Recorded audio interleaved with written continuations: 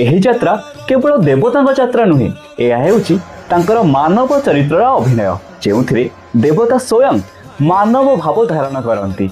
ପ୍ରତିବର୍ଷ ଲକ୍ଷ ଲକ୍ଷ ଭକ୍ତ ପୁରୀରେ ଦେଖନ୍ତି ଚତୁର୍ଦ୍ଧା ମୂରତିଙ୍କ ଭବ୍ୟ ରଥଯାତ୍ରା। ଏହି ରଥଯାତ୍ରାରେ ରହିଛି କିଛି ଅଲୌକିକ ରହସ୍ୟ। ପ୍ରତିବର୍ଷ ନୂଆ ରଥ ତିଆରି ହୋଇଥାଏ।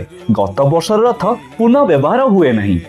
ଏହି ରଥ ତିଆରି ପାଇଁ ବ୍ୟବହୃତ ହୁଏ ଶୁଭ ନିମ ଗଛ, ଯାହାକୁ ଦାରୁ ବ୍ରହ୍ମ ବୋଲି କୁହାଯାଏ। ଏହି ରଥ କାମ କରନ୍ତି ପୁରାଣ ଘରାଣାର ମହାରାଣା ଏବଂ ବିଶ୍ୱକର୍ମା। ପୁରୀର ରାଜା ଗଜପତି ମହାରାଜ ନିଜେ ସୁନ ଝାଡୁ ଲଗାଇ ରଥକୁ ପବିତ୍ର କରାଇଥାନ୍ତି। ଏହାକୁ ଛେରା ପହଁରା ବୋଲି କୁହାଯାଏ। ଆଉ ଏହି କାମ କରି ରାଜା ତିନି ଲୋକକୁ ବୁଝାଇ ଦିଅନ୍ତି କି ଭଗବାନଙ୍କ ଆଗରେ ଜଣେ ରାଜା ବି ଦେଉଳ ଦାସ। ରଥ ବେଳେ ବେଳେ ଅଚଳ ହୋଇଯାଇଥାଏ।